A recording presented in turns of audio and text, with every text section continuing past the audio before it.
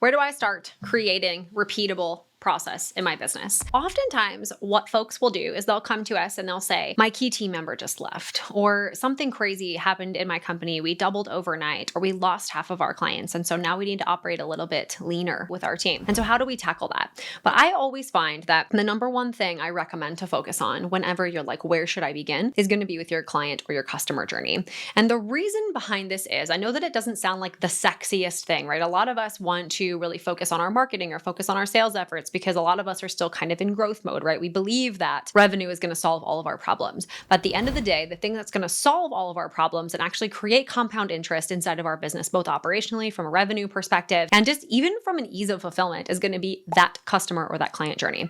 And the reason literally is because it is so much cheaper. Of course, you guys have heard this, to keep a customer versus get a new one, especially if you're a service provider or somebody who allows repeat business, which you totally should if you are in business. Allow repeat business within your organization is you want to make sure that that person, whenever they have that need again, they come back to you, or as they have that need ongoing, that you are their trusted resource. Whether that's a retainer model or a multiple, service model, you're in home services or something like that, we want to make sure that people are excited to do business with you again. And even more so, they're so excited that they're doing business with you that they want to send you more people. They want to send you referrals and folks just like that. So having an incredible client journey and an incredible referral engine inside of your business, in my belief, the core of exactly what we need to start to focus on first when we talk about operationalizing. So how do we do that? I think a lot of us kind of struggle with, hey, the client says they need this, so then I create them a custom package or a custom quote so that I can meet their needs. And then I end up reinventing the wheel, or we always do different types of projects for our clients, so no two projects are the same. So how can I possibly operationalize? What I think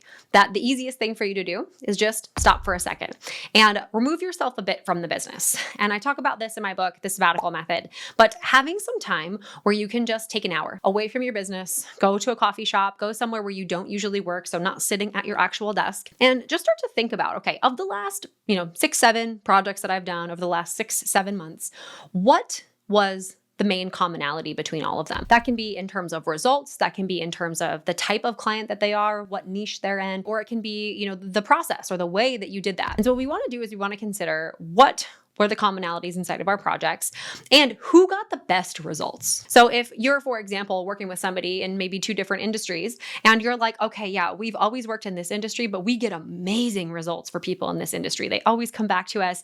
They have more profitable projects. They might refer more business to us. We want to optimize the business for that. We want to be in a position, I'm not saying let go of half your clients overnight, but we want to start to optimize our client journey and optimize our processes behind the scenes for the things that are bringing the most health and viability into the company. So block some time, maybe an hour or 2, get out of the normal day-to-day of your company and out of your normal working space. Start to think back on those clients that you've helped over the last 6-7 months, pull open your project management tool, pull open some of those key reports perhaps that you've prepared for some of those clients, and think about, okay, what went really well, right? Who are those people who were just ready to go? They were like, yep, I get what you do. I understand what you're offering. I'm ready to sign. Here's how that's going to go. Those actual projects went so well. They came out profitable, and really think about, okay, what were the commonalities in between those things? Then I want you to ask yourself the question, okay, how did we approach some of those best projects? Was that something where, we were able to follow some kind of linear progression, or did we do an in-person type of meeting with them? What was kind of that,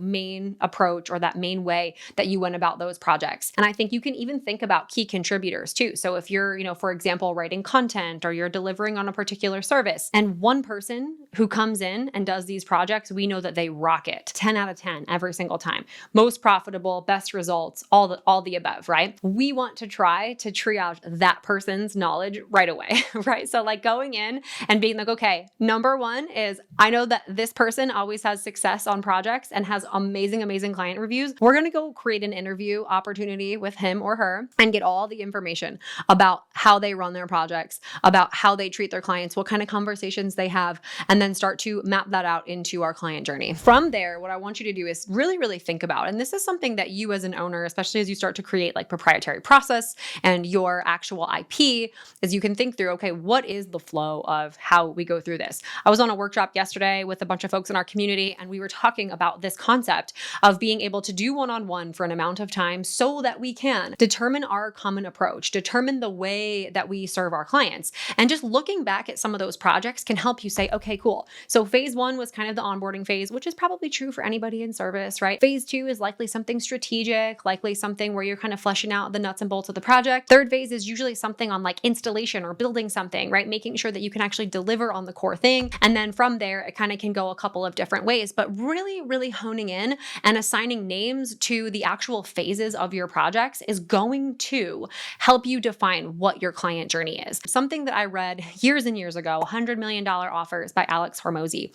He talks about how deeply you can serve your people. And so a really helpful exercise that might be included in your, hour or 2 hour block of thinking through this is an exercise that he has in the book that talks about, if I could solve my client's problem in basically every single way possible, how would I do that? So he was talking about weight loss specifically and like being able to stick to a meal plan and a diet. And so he was like, I could fly out and live with them and do all their grocery shopping and cook all their meals, but like that would cost me X amount of money, or it's not for sale, right? Like I'm not going to go do that. And so thinking about that, I'm not saying you need to totally, craft a totally different offer, but it could be really helpful to consider, okay, what is critical for me to be able to offer that actually has the highest leverage and can follow into this like journey of how we help people. And I think defining the how and making some decisions on that, it doesn't mean it needs to stay the same forever, right? You can always make some tweaks, especially as it's defined. You can always create some additional products, services, acceleration points throughout the path that can actually serve them really, really deeply,